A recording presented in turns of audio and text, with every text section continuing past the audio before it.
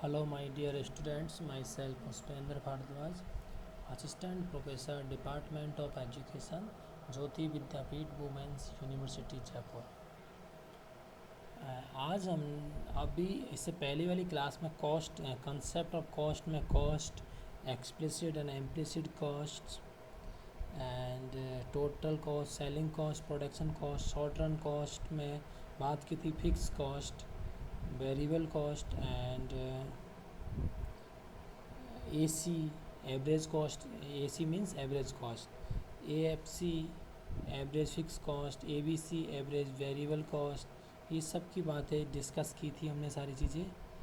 MC marginal cost, इन सब के ऊपर डिस्कशन किया।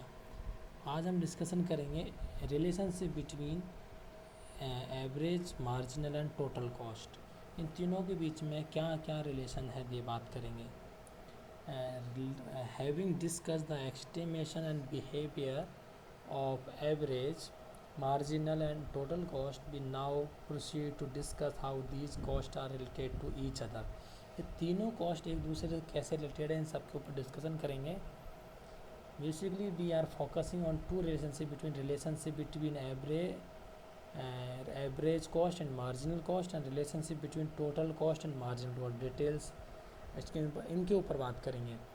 MC और AC का रिलेशनशिप देखेंगे और TC और MC का रिलेशनशिप देखेंगे हम इसमें। हम टेबल नंबर 8 की बात करें, इसमें outputs relationship between average and cost and marginal cost. Outputs units है 0, 1, 2, 3, 4, 5, 6, 7, 8। टोटल कास्ट है 0 यूनिट्स पे 10 रुपीज़, 1 रुपीज़ पे 1 यूनिट्स पे 20 रुपीज़, 2 यूनिट्स पे 28, 3 34, 4 38, 5 पे 42, 6 रुपीज़ पर 48 एंड 7 रुपीज़ पर 58, 8 यूनिट्स पर है 72। अब एवरेज कॉस्ट निकालेंगे इन सबसे। ये जो मैंने आपको रुपीज़ बताए थे ये टोटल कॉस्ट है।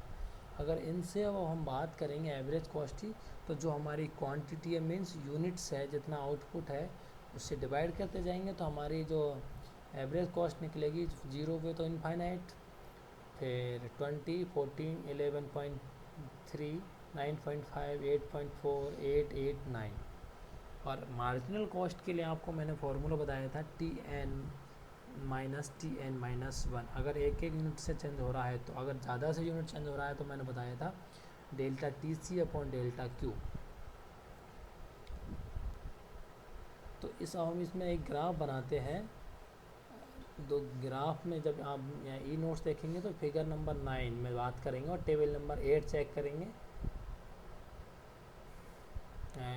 When AC falls MC is lower than AC। जब AC गिर रहा है, LC फॉल्स हो रहा है ऊपर से नीचे की तरफ, MC is lower than AC। MC AC के नीचे रहेगा हमेशा, वो नीचे ही रहेगा। क्यों?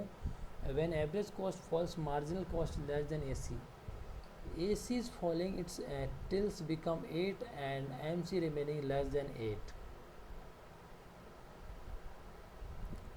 इन figure 9 AC is falling till point E। AC जब पॉइंट नंबर E तक गिर रहा है and MC continue to be lower than AC। तो हम बात करते हैं जब AC गिर रहा है, फॉल हो रहा है, तो MC भी गिर रहा है, कंटिन्यू गिर रहा है E पॉइंट तक। तो कंटिन्यू लोअर देन AC और उसके नीचे ही है। In this case marginal cost falls more rapidly than average cost. इससे मतलब निकलता है जो AC कॉस्ट है के कंपेरिजन की, AC की कंपेरिजन में MC है वो तेज़ी से रैपिडली चेंजेस होते हैं MC में। That is why when marginal cost curve is falling it below the average cost curve it is showing. जो बात कर रहे हैं हम AC के नीचे ही रहेगा MC। जब AC फॉल हो रहा है तो MC भी फॉल होगा और उसके अंडर ही में ही रहेगा। Next is when AC rises MC is greater than AC। When जब AC की बात करें तो AC रेज हो रहा है, ऊपर राइज हो रहा है, तो MC भी राइज हो रहा है। फिगर नंबर 9 की बात करें तो MC भी राइज हो रहा है। क्यों? MC राइज हो रहा है बट MC उससे ऊपर है, ग्रेटर देन AC है, AC से ऊंचा है वो, क्योंकि AC के कंपेरिजन MC में तेज़ी से रैपिडली चेंजेस होते हैं। Next point, when A C does not change M C equal to A C, when average cost does not change then M C equal to A C. जब M सी और ए सी में कोई changes नहीं होते हैं तब it's mean M C is equal to A C. Changes देखो, मैं अब बात करें हम 6 यूनिट पे, जो 6 यूनिट्स का आउटपुट था तब ए सी 8 है, और 7 यूनिट्स का आउटपुट है तब भी ए सी 8 है। लेकिन अब बात है दोनों इक्वल कौन से पॉइंट पर होंगे, दोनों पॉइंट नंबर से जो यूनिट नंबर है, यूनिट्स का आउटपुट हो रहा है 7 यूनिट्स का, उस पॉइंट पे दोनों इक्वल रहेंगे व्हेन ए सी। तो बात ये है, तो जो ई पॉइंट है, ई पॉइंट पे जो ए सी होगी वो 8 होगी और एम सी होगी वो भी 8 ही होगी।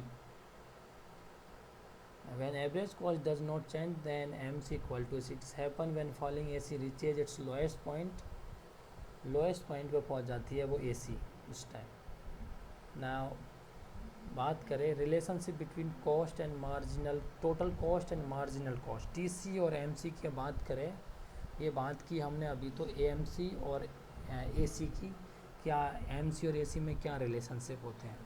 अब बात करते हैं हम total cost and marginal cost, means TC and AC।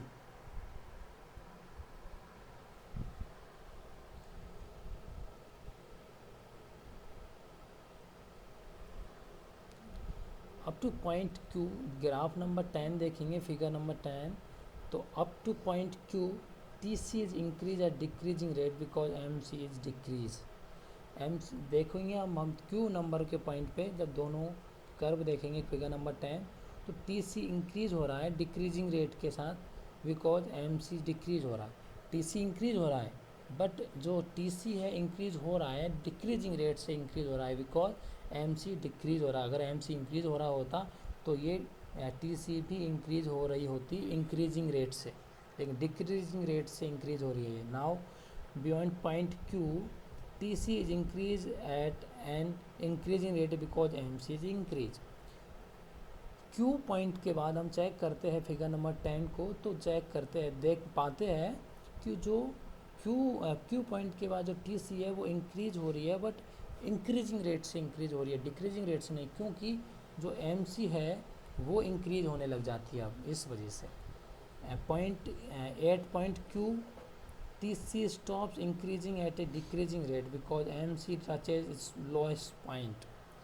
TC जो Q पॉइंट है, TC और MC का Q पॉइंट है दोनों पर, उस टाइम दोनों कांस्टेंट हो जाती है बिकॉज वो TC स्टॉप हो जाती है, इंक्रीज ना घटना बढ़ना वो फिक्स हो जाती है उस time.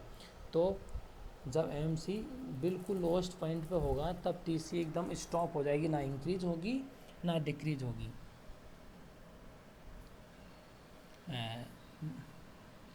Marginal cost is estimated as the difference between total cost of two successive units of output, MC equal to TCN minus 1।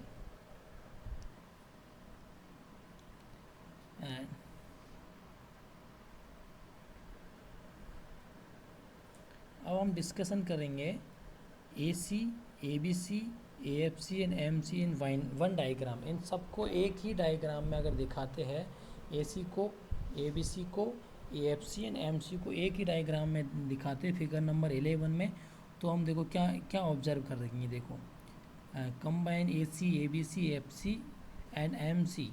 The point to be specially noted in this figure is that MC curve should be shown cutting both AC and ABC at their lowest point। जो MC point है वो AC को और ABC को उसके दोनों के lowest point पे कट करेगा, ये हम ऑब्जर्व कर रहे हैं। Next is when AC declines MC decline faster. जब AC डिक्लाइन हो रहा है तब MC भी डिक्लाइन हो रहा है, लेकिन फास्टर हो रहा है, तेज़ी से डिक्लाइन हो रहा है। Then AC so that MC curve remain below AC curve. तो जो ऊपर बातें की थी वही बातें हो रही है, बट इन सब का डायग्राम एक में शो कर रहे हैं, इस वजह से हम बात कर रहे हैं इसकी आपस से। लेकिन जब MC कर्व से नीचे रहेगा, MC कर्व नीचे रहेगा AC कर्व के। Next when AC increase MC increase, AC increase हो रहा है तो MC भी इंक्रीज होगा, increase faster than AC। AC के कंपेरिजन में फास्ट तेज़ी से चेंज होता है एमसी, तो एमसी तेज़ी से इंक्रीज हो रहा है, MC curve above AC curve, तो इस वजह से एमसी कर्व होगा वो एसी कर्व से ऊपर रहेगा। Next is since MC decline faster than AC it reaches lowest point earlier at AC. जब एमसी डिक्लाइन हो रहा है तो उस टाइम एसी उसके लोएस्ट पॉइंट पर रहेगा, मिनिमम से मिनिमम पॉइंट पर रहेगा। That MC start rising when MC is falling, MC must cut AC from lowest point.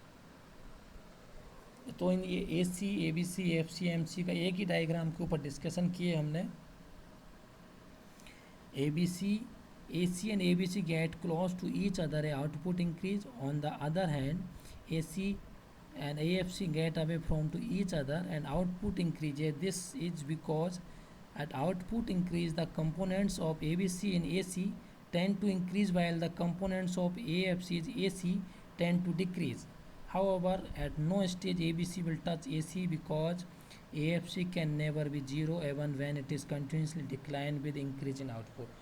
AFC है वो कभी भी AC को टच नहीं करता है, क्योंकि AFC है वो हम जैसे जैसे प्रोडक्शन आउटपुट होगा, आउटपुट के बेसिस पर जो AFC होता है वो कंटिन्यू डिक्रीज होता जाता है। इस वजह से AFC वो ABC कभी भी AC को टच नहीं करता है। तो ये बातें हमने इन सब की एक ही डायग्राम में सबको शो किया। नेक्स्ट क्लास में नेक्स्ट टॉपिक के साथ मिलेंगे बच्चों। Thank you so much.